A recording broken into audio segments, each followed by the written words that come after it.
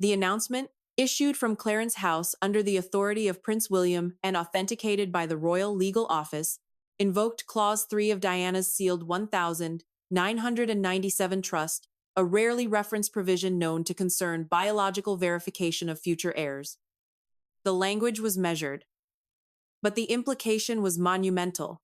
Due to unresolved questions surrounding the legal eligibility of beneficiaries named under the third clause of Her Royal Highness's Legacy Trust, all pending distributions to the Duke of Sussex and his dependents are hereby suspended until full verification is concluded. This action is precautionary, not punitive.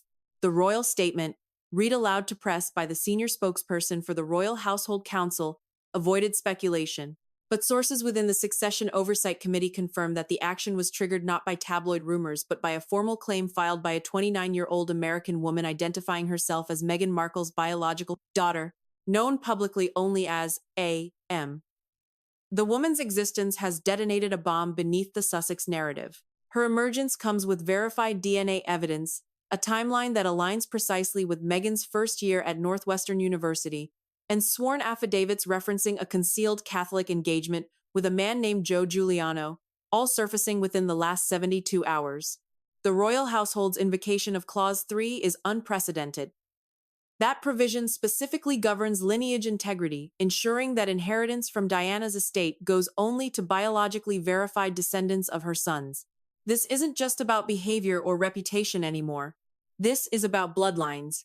What turned an unverified rumor into a constitutional crisis was a handwritten letter from Princess Diana, reportedly dated summer 1996, preserved for nearly 3 decades by former butler Paul Burrell, and submitted to the Royal Legal Office during an ongoing inheritance audit.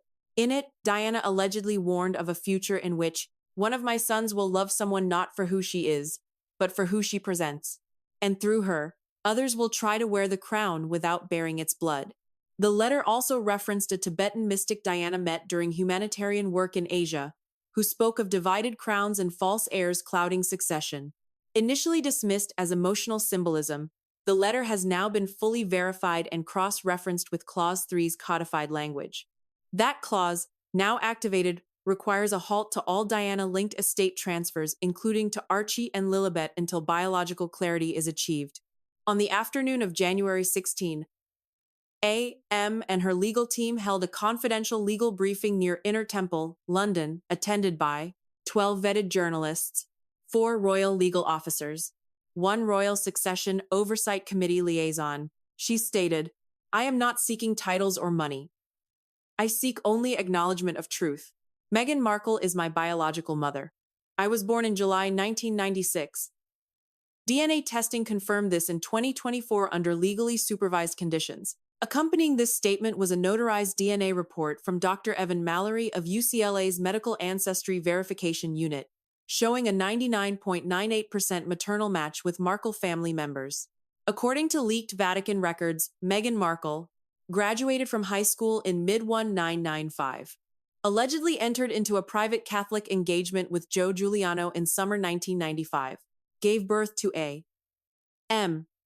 in July 1996 at a private hospital near Oak Park, Illinois, filed a sealed annulment request with the Archdiocese of Chicago in 1997, citing career divergence and a non-baptized child. These events predate her public relationship with Prince Harry by nearly 2 decades.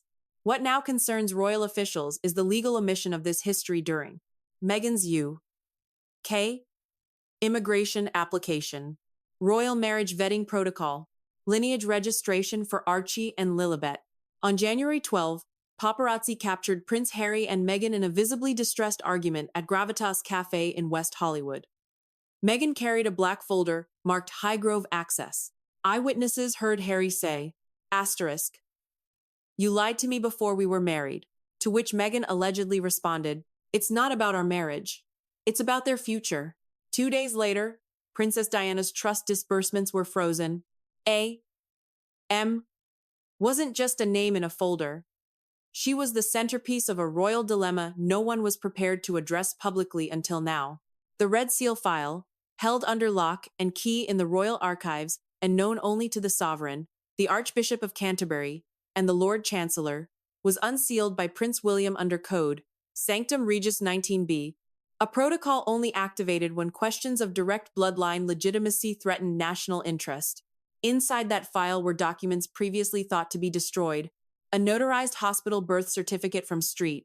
Joseph's, London, August 1999, listing Diana Frances Spencer as maternal informant, a Vatican-authenticated baptismal letter of intent referencing Honora Mary, a video-recorded message from Diana, dated the 8th of July 1997, exactly 1 week before her final trip to Paris. In the video, Diana sits by a garden window, her expression calm but alert. She says, "If this is being viewed, it means they've tried to silence the truth. I had to protect her, the one I never planned to bring into this world. But I had to. Once I knew what Charles was preparing with the Spencer estates and what Camilla had written in that letter to Tiggy, my daughter will never wear a crown, but she may one day be the sword that cleanses it." The impact was immediate. William reportedly watched the video alone in the private drawing room at Clarence House before summoning Lord Alistair Pembroke and Lady Anne Glenmore, legal custodian of the Queen's personal archives.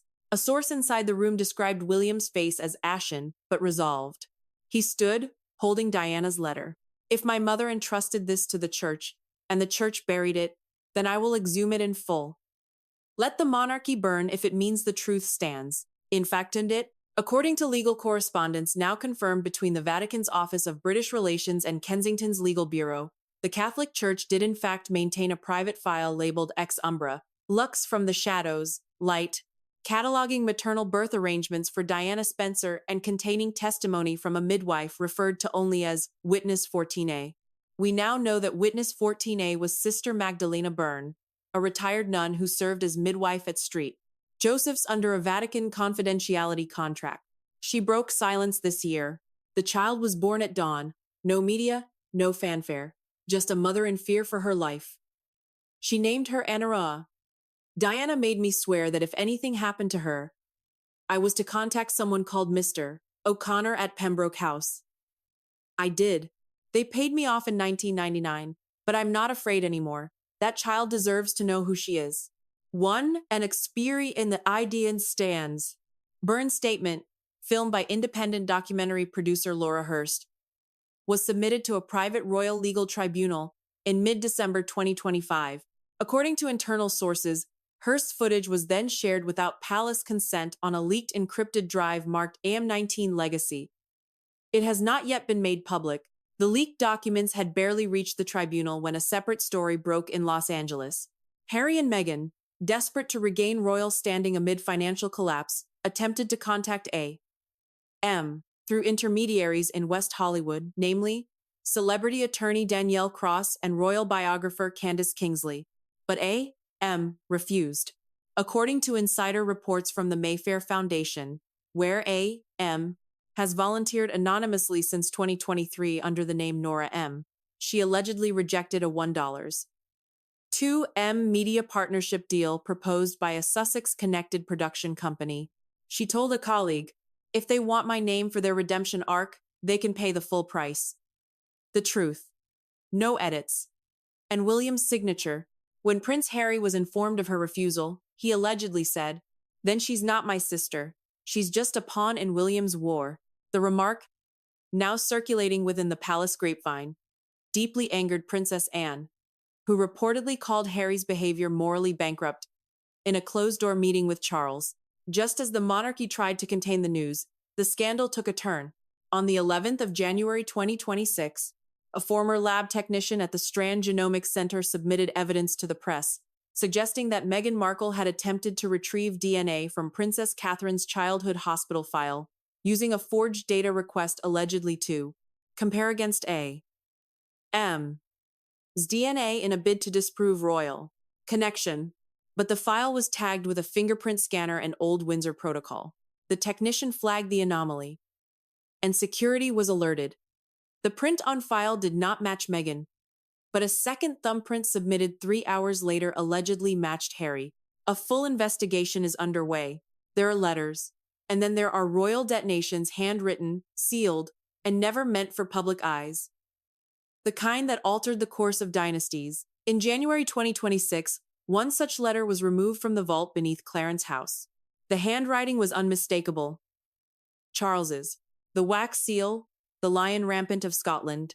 The recipient, Diana, Princess of Wales. Date, the 15th of August 1997, just 2 weeks before her death. Inside, the future king had written, I know. I've known since the day the Abbey confirmed her birth. But this cannot be public. Not now. Not with Camilla watching every move. You were reckless to bring her into this, Diana. God help us if William ever finds out. If you want it. He signed it not with Charles, but with C. No title. No pretense. Just a frightened man, cornered by a secret he couldn't contain. The letter was never sent. It was found unfolded, unmailed in a private drawer of Lord Mountbatten's former writing desk, recently restored at Sandringham. The finder? Princess Charlotte. Sources close to the family say Charlotte was playing hide and seek with her cousins in late December when she opened the drawer and noticed the unusual crest. She brought it straight to Catherine, who reportedly froze when she saw Diana's name on the envelope.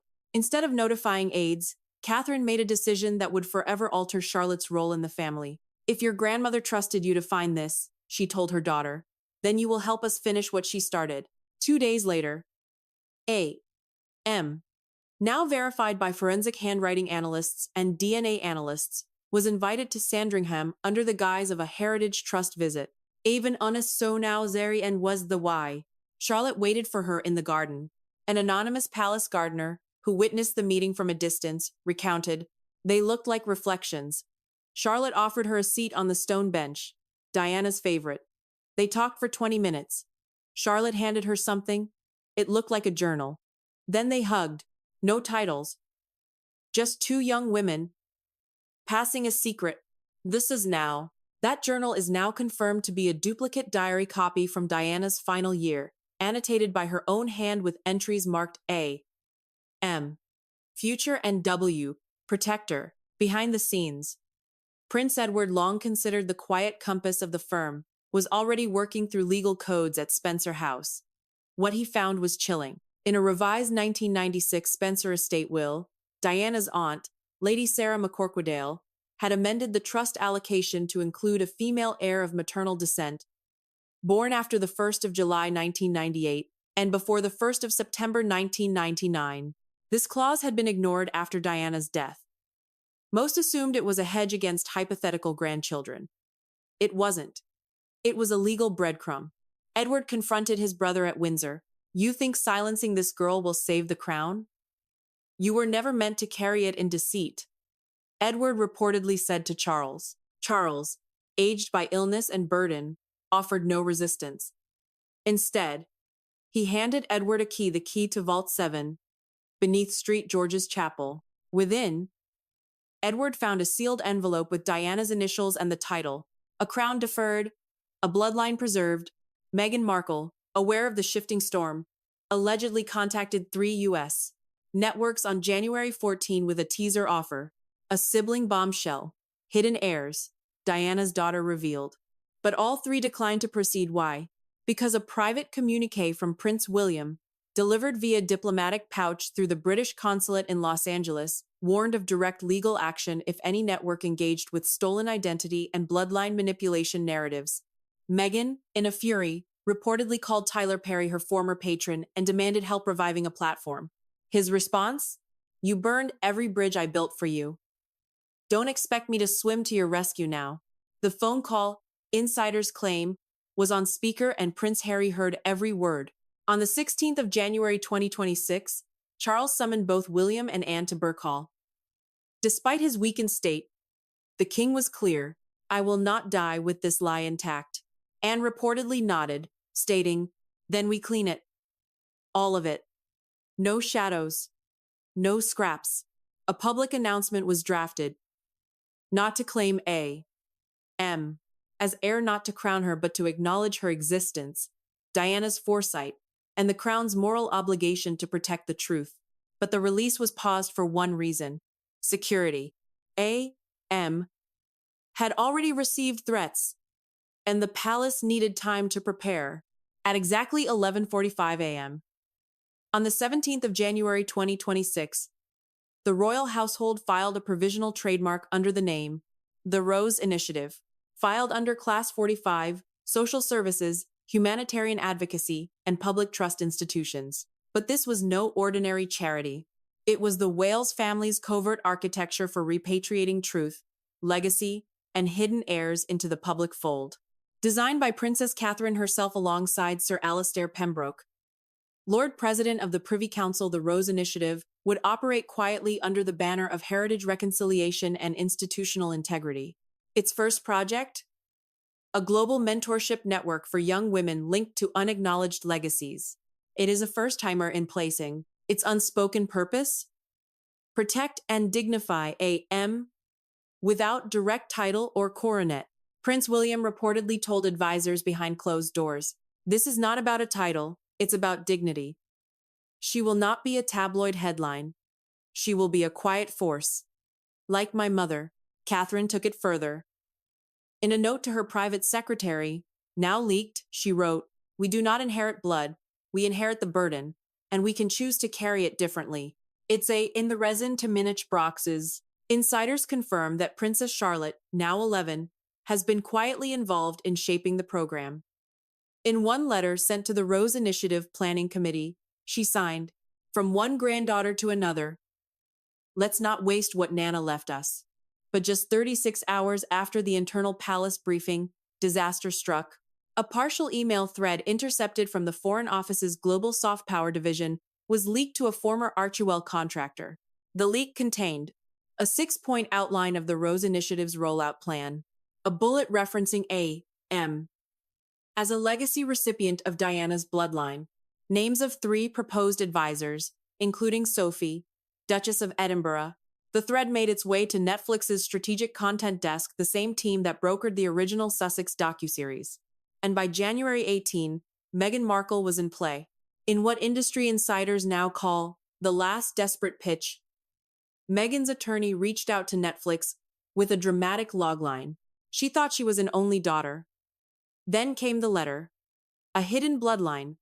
A stolen future. Diana's second daughter. But who really gets to wear the crown? Attached was a proposal for a 6-part docuseries titled Bloodlines, The Crown's Forgotten Daughter. Meghan offered her own exclusive reaction interviews, personal footage of conversations with Harry about family betrayal, behind-the-scenes shots of Harry allegedly burning a letter from Clarence's house. Estimated pitch: $5 million upfront, with back-end profit sharing.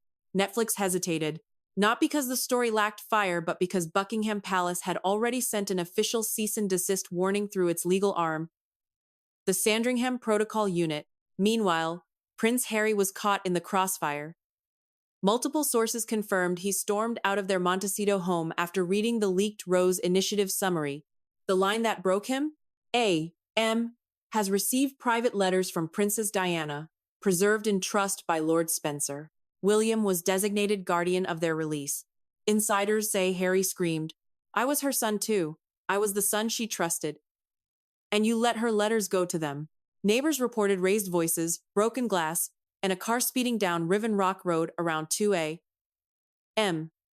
On January 18, he did not return that night. Back in Windsor, William, Catherine, and Princess Anne convened with crisis advisors and constitutional lawyers. Their final plan was blunt: acknowledge A.M. without coronet, style, or succession claims, protect her from foreign media exploitation, introduce her via the Rose Initiative's global projects, not through tabloid or television, create a new precedent for legacy protection figures within the royal framework. In other words, build her a path Diana would have chosen, not one Meghan could hijack. Anne reportedly concluded, "This family has lost too many to silence and too many to spectacle. She'll be neither." It stood at afterplane. And just when it seemed the storm might settle, a final envelope emerged unearthed during a restoration project in the Queen Mother's archives. It was addressed in Diana's handwriting. To whom? "To the girl who will need the strength I never had." Dated the 28th of August 1997. Inside, just one sentence: "You are not my mistake. You are my correction." The letter has not been authenticated publicly, but Princess Catherine, according to royal sources, held it to her chest and whispered, "Then it's time." On the morning of the 21st of January 2026, the chapel bells at St. George's rang twice, once for prayer, and once for protocol. At 9 a.m. sharp, Princess Catherine stepped out of the Royal Range Rover at the lower ward gates. Behind her, walking 3 steps behind as per tradition, was A.M.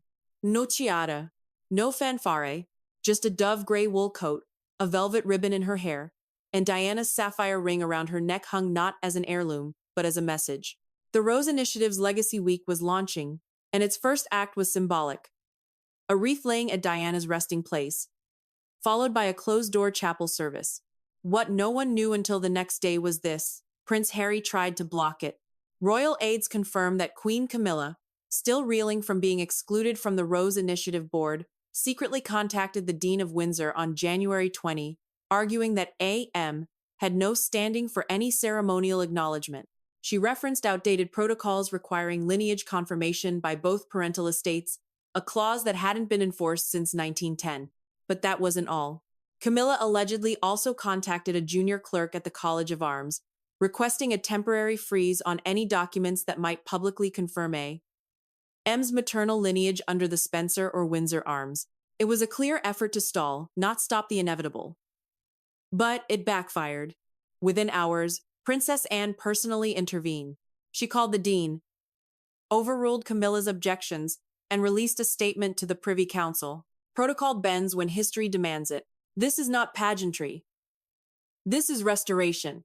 As the private service concluded, the official royal communications page released one still image to the press. Caption: Legacy Week, Day 1.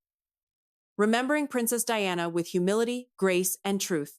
It showed A.M. kneeling beside Catherine, placing a single white lily on Diana's memorial stone. The photo went viral within 3 hours. The press dubbed her the final heir. It's as an awful stayed. Twitter exploded with hashtags like number Diana's daughter, number Rose reclaimed, and number Charlotte and A.M. after a second photo surfaced of Princess Charlotte handing A.M. a folded note. No one knows what it said, but it was Charlotte's hand gesture, 2 fingers crossed against her heart, that captivated the world. The moment the images hit global media, Prince Harry returned to the public stage with a vengeance. At 1:04 p.m., TMZ released exclusive footage of Harry storming out of Tyler Perry's estate, visibly distraught, yelling, "I told you this would happen. You fed her to them. She's 16. Insiders confirmed he was referring to A.M. But here's the twist. He wasn't angry at William. He was screaming at Meghan. According to overheard audio, Harry accused Meghan of withholding Diana's second will, blocking communication between Harry and A.M., selling staged emotional reaction footage to streaming platforms. The footage ends with Harry slamming the car door and driving away. Later that evening, in a chilling twist, a palace insider leaked security footage from the Windsor archival wing. Subject: a female figure, identified via gait analysis as Queen Camilla, entering the restricted Spencer archive chamber using a duplicate master key. What did she do? She removed a leather-bound document case labeled Spencer Lineage 1982-1996 and left 12 minutes later with a sealed envelope in her coat. The footage sparked internal alarm, and within 24 hours, King Charles himself ordered a lockdown of the entire archival floor and issued a private reprimand to Camilla. His reported words: "I gave you room to recover, not to rewrite the past." Camilla has since canceled all public appearances and retreated to Ray Mill House. In a powerful counterstroke, Catherine traveled to Althorpe unannounced. There, she met privately with Lady Sarah McCorquodale and Lady Jane Fellows, Diana's sisters. In a moment reportedly filled with emotion and reconciliation, they handed Catherine a set of original audio recordings letters dictated by Diana to her lawyer in early 1996. One of them, labeled "For my daughter, if she ever comes," included the line, "If the truth survives me, protect her with your whole heart. Her arrival will mean my story was not silenced, it was completed." Catherine's eyes, according to one witness, filled with tears. She reportedly whispered, "I'll guard her like I do Charlotte, like you did Diana." The monarchy now stands at a precipice not seen since 1997, not because of scandal but because of redemption. The quadrangle at Windsor Castle was silent. No royal band, no public statement, Just a single white flag embroidered with a rose, Princess Diana's personal insignia raised above the North Tower. It signaled the moment Britain didn't know it had been waiting for. At exactly 12:02 p.m., the royal live stream flickered on. Prince William appeared.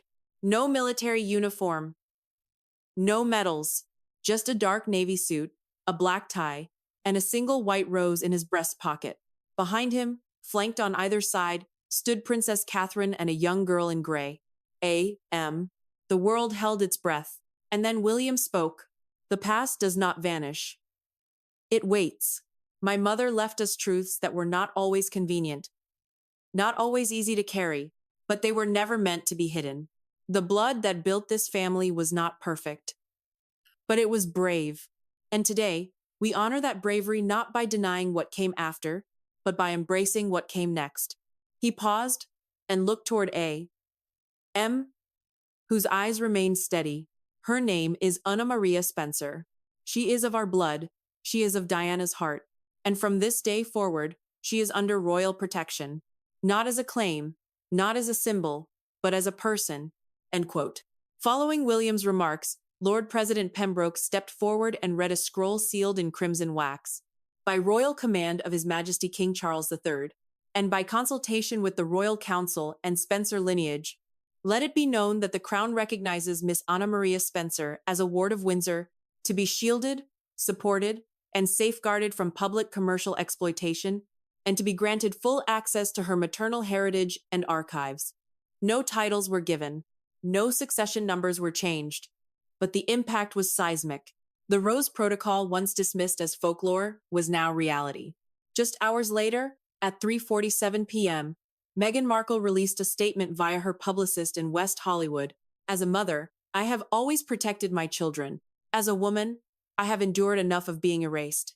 The recent spectacle does not change legal facts. I will be releasing a full timeline of my relationship with Diana's legacy and the truth of Anna Maria's origins. Attached was a teaser for her upcoming docuseries, Bloodlines: The True Diana Story, streaming February 14 on Echo World. But insiders confirmed the deal was in chaos. Netflix executives had begun distancing, 2 sponsors had pulled out, and lawyers representing the Spencer family had issued a preliminary cease and desist. The once powerful Montecito brand was collapsing. The following day, Princess Catherine and A.M. made an unscheduled visit to the Royal Archives at Sandringham. There, they viewed Diana's original letters, voice recordings, and even home videos, none of which had ever aired publicly. One clip, reportedly filmed in late 1996, showed Diana in a turtleneck sweater, laughing and speaking into the camera. If you're watching this, darling, I hope you know how much I loved your smile before you were even born. I felt you kick the first time in October. I knew you'd change everything. And you did. Sources say Catherine wept. A.M. held her hand. And for the first time in decades, the story of Diana felt complete. Meghan's legal team attempted to secure an injunction to stop William's address from circulating in the U.S. It failed. Prince Harry, still under silence since his confrontation at Perry's estate, has not been seen in public since January 21. Queen Camilla remains in seclusion, reportedly under review by the Privy Council for her unauthorized archive breach. Princess Anne is said to be drafting an internal rose repatriation protocol, which will formally prevent any royal from monetizing Diana's legacy moving forward. Princess Charlotte and A.M. have exchanged letters every day since Legacy Week began, according to palace aides. But perhaps most notably, the public has spoken. Approval for Princess Catherine surged to a historic 91%, with global media dubbing her the Rose Regent. As dusk fell over London, a rare event occurred at the Princess Diana Memorial Fountain in Hyde Park. Hundreds of anonymous visitors arrived, some with roses, some with candles, many with children. They left notes. One simply read, "You never left us. You just waited until the right people could finish your story." And perhaps that is Diana's final legacy. Not a tragedy, not a myth, but a truth that survived. Because her daughter lived,